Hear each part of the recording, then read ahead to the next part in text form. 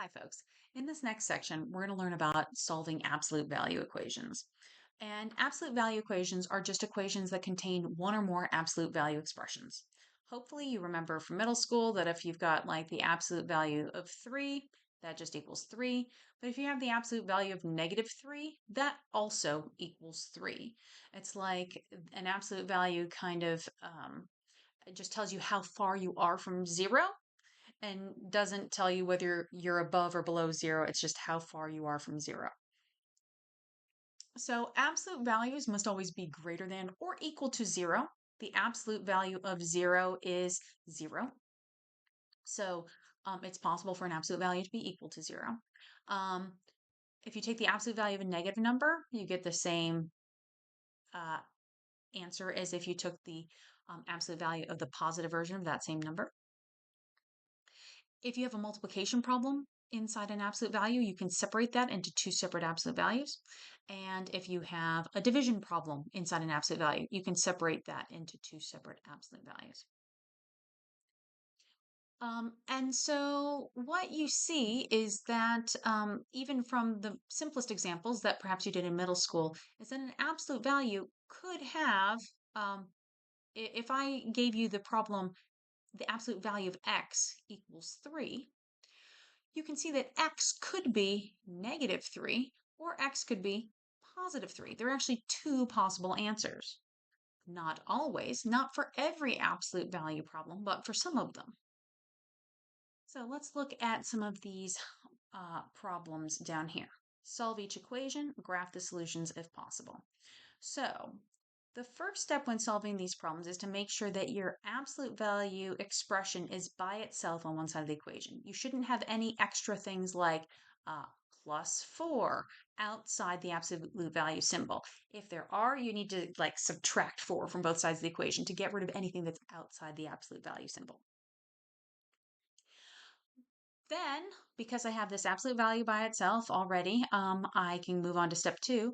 If the absolute value is negative, there is no solution. So if this absolute value expression equaled a negative number, I would just stop right here and write no solution. However, this absolute value equals a positive number, so then I move on to step 3. I'm going to solve two related equations. First, I'm going to rewrite the equation just without the absolute value symbol. So I'm going to write x minus 4 equals 6. Then I'm going to rewrite the equation without the absolute value symbol. X minus 4 equals 6. And I'm going to multiply the non-isolated side of the equation by -1. So instead of 6 here, I'm going to write -6. I'm now going to solve each of these related equations in its own right. I'm going to pretend like they're separate for a moment. So I'm going to do x minus 4 equals 6. I'm going to add 4 to both sides of the equation, and then I get x equals 10.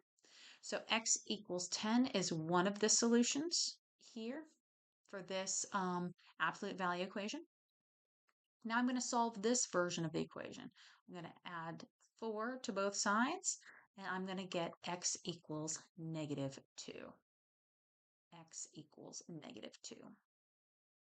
Now, the reason they want us to graph these solutions is they want us to notice that my values are here at -2 and +10. And if you kind of count inwards to find where the halfway point is between these values, the halfway point is here at the number +4. Why +4? Well, look, if x is +4 and we subtract 4, that's what would make this absolute value expression equal 0. Why are we 6 away from it on either side? Look, if I add 6, I get up to 10. If I subtract 6, I get down to -2. It's because of this 6 value here. This absolute value expression tells me that +4 is going to be in the middle, and then the 6 on the right side of the equation tells me that my two answers are +6 away from that middle point or -6 away from that middle point. So these are the two possible answers. Now, I should check them to make sure that they are valid solutions. I should plug 10 back into the original equation. 10 minus 4 is 6, and the absolute value of 6 is 6, so that checks out. And then do the same thing for negative 2. Negative 2 minus 4 is negative 6, but the absolute value of negative 6 does equal 6. So these answers do check out. Let's do another example. 3x minus 1 equals negative 5. So a lot of times students just want to zoom ahead and go ahead and do 3x plus 1 equals negative 5 and 3x plus 1 equals 5. However, those students are skipping ahead to step 3. They haven't thought about step 2 yet. If you ever have an absolute value that's equal to a negative number, there's automatically no solution. So please do not skip step 2. Do not skip ahead to step 3. Let's look at the next example. Solve 3x plus 9 minus 10 equals negative 4. A lot of times I have students say, oh, okay, I remember to do step 2. This absolute value equals a negative number. There's no solution. It's important to do step 1 as well. Don't skip step 1. Don't skip step 2. Notice we haven't isolated our absolute value expression. Here's our absolute value expression. It needs to be all by itself on one side of the equation. This has a negative 10 attached to it. We need to get rid of that minus 10 and put it on the other side of the equation so that we have the absolute value all by itself. I'm going to add 10 to both sides of the equation, and I'm going to be left with 3x plus 9. The minus 10 and the plus 10 adds up to 0, so just adding 0 on the left side. Negative 4 plus 10 equals positive 6. So now I've rewritten this as an absolute value expression all by itself on one side of the equation. Now I can do step 2 and say, hey, is my absolute value expression equal to a negative number? No, it isn't. Not equal to a negative number. So now I can move on to step 3. I can write two versions of this equation. 3x plus 9 equals 6. And a second version, 3x plus 9 equals negative 6. I'm now going to solve for x, get x all by itself on one side of the equation in reverse PEMDAS order. I'm going to subtract 9 from both sides, and that gives me 3x equals negative 3. To get rid of this 3, I need to divide both sides by 3. And I'm left with x equals negative 1. For the purple version of my equation, I'm going to subtract 9 from both sides of the equation. And I get that 3x equals negative 15. And if I divide both sides by 3, I get that x equals negative 5. Now, I should check my solutions and make sure that they check out by plugging negative 1 back into the original equation with the absolute value. So the absolute value of 3 times negative 1 plus 9 minus 10 equals negative 4. So I've got negative 3 plus 9 minus 10 equals negative 4. And negative 3 plus 9 is 6 minus 10 equals negative 4. And the absolute value of 6 is 6, so 6 minus 10 is negative 4. That does check out. Let's do the same thing for the purple equation. I'm going to do 3 times negative 5 plus 9, and that's all in absolute value, minus 10 equals negative 4. Negative 15 plus 9 in absolute value, minus 10 equals negative 4. And that is negative 6 absolute value, minus 10 equals negative 4. And this does check out. Negative 6 in absolute value is positive 6. Positive 6 minus 10 is negative 4. At this point, I'm sure you're wondering, hey, why do we continue to check things every single time the equation checks out? We start with simple examples where the answer checks out. we move on to more complicated examples where the answer does not always check out. Let's do an example. The absolute value of 2x plus 12 equals 4x. Well, I've isolated my absolute value, and it's all by itself on one side of the equation, and it doesn't appear to equal a negative number. Now, there is a variable here, so there are values of x that would make the right side of the equation negative, and therefore make this impossible to solve. But we've isolated the absolute value, and it isn't automatically no solution, so we move on to step 3, where we write two versions of the equation. 2x plus 12 equals 4x, and the other version is 2x plus 12 equals negative 4x. So now we solve both versions of the equation. We've got x's on both sides of the equation. We need to consolidate the x's on one side. So I'm going to subtract 2x from both sides of the equation. And I'm going to be left with 12 equals 2x. So if I divide by 2, I get that x equals 6. Doing the orange version here, I'm going to, again, need to consolidate my x on one side of the equation. I'm going to get 12 equals negative 6x, and then I have to divide both sides by negative 6, and I get that x equals negative 2.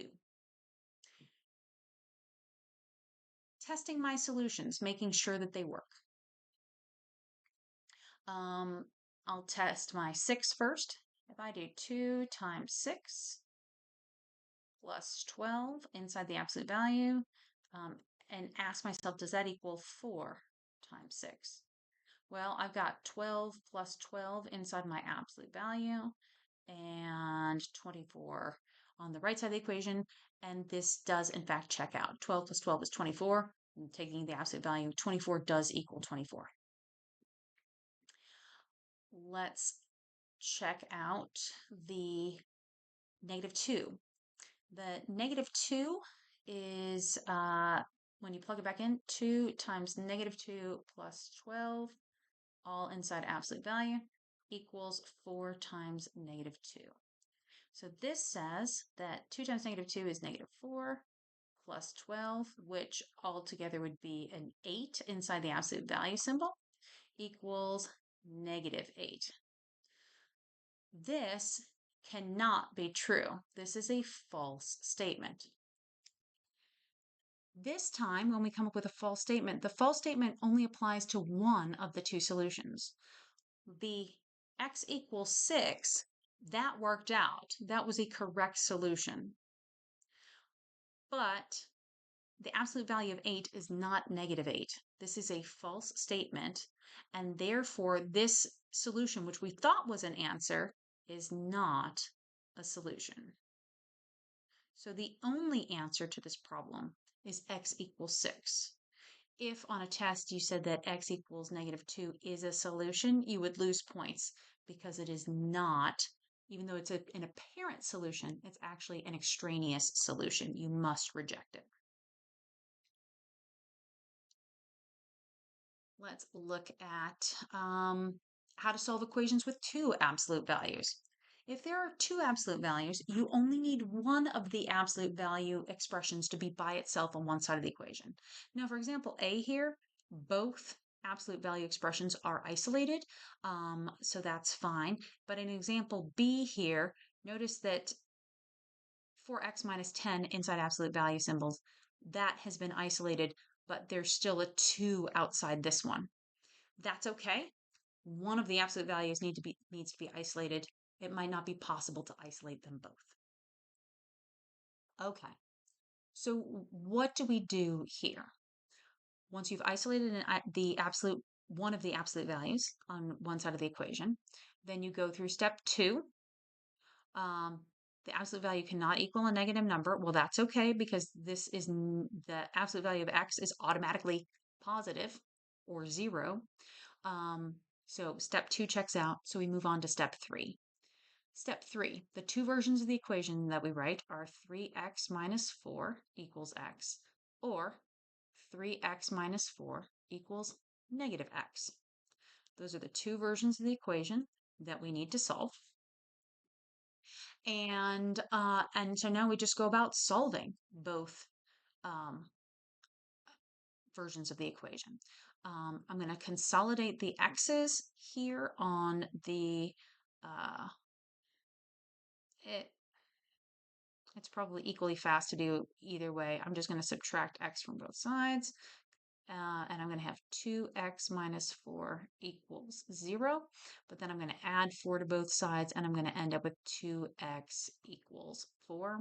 So x must equal 2 if I divide both sides by 2.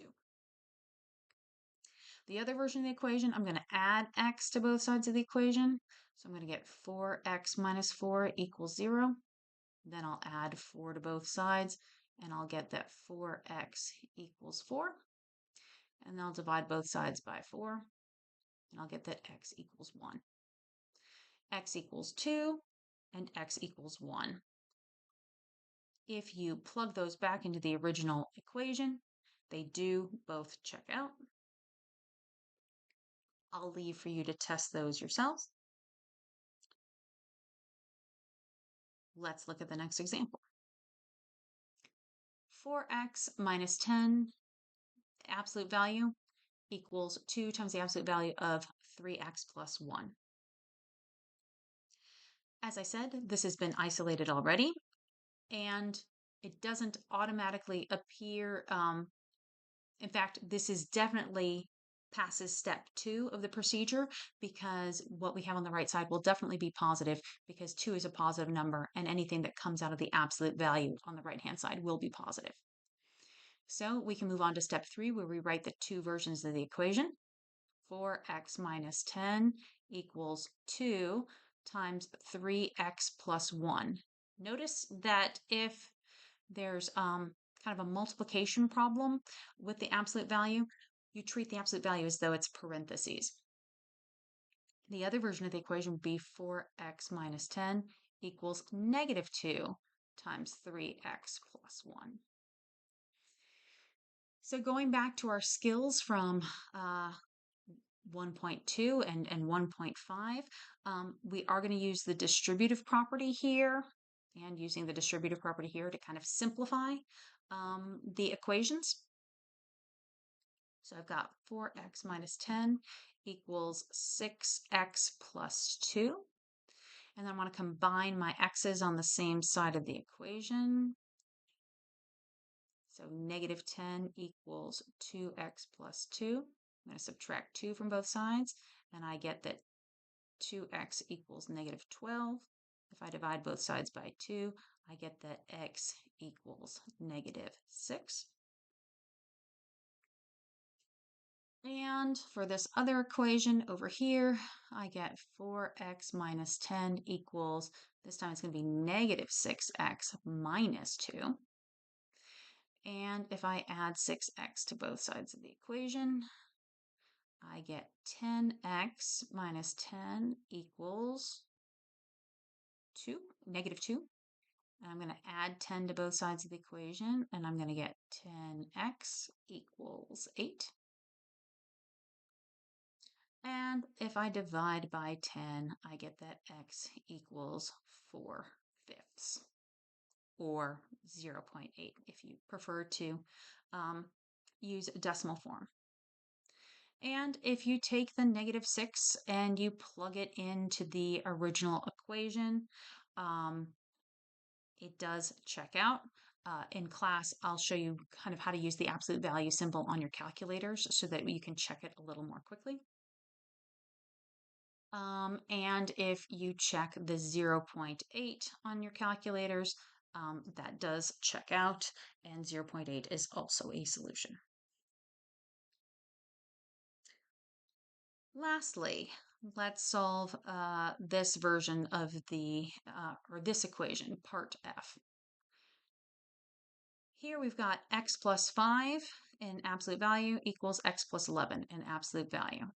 So we've already isolated the absolute value, and it's definitely going to equal a positive number because the other side of the equation is inside an absolute value, which it has to be positive or 0. So we can move on to step 3, where we write two versions of the equation. X plus 5 equals x plus 11, or x plus 5 equals negative x plus 11. Now, notice the negative has to multiply everything on the right side of the equation, just like we did here. It was -2 times everything in parentheses. All right, so let's do the first equation first. X plus 5 equals x plus 11. Well, if I try to combine my x terms on the same side of the equation by subtracting x, um, those x's subtract away, those x's subtract away, I'm left with the equation 5 equals 11. This is a false statement, and there's no solution for this particular version of the equation. No solution here, but it doesn't mean you don't go solve the other equation. Maybe the other equation has a solution, maybe it doesn't. They are totally separate equations at this point. So now we're going to go over to this other version of the equation, and we need to simplify what's on the right because we need to do the distributive property here. So we've got x plus 5 equals negative x minus 11. Here, now I try to combine my x's on the same side of the equation by adding x to both sides, and this time I get 2x plus 5 equals negative 11. Those x's cancel out on the right-hand side. If I subtract 6 from both sides, subtract 5 from both sides, I get 2x equals negative 16.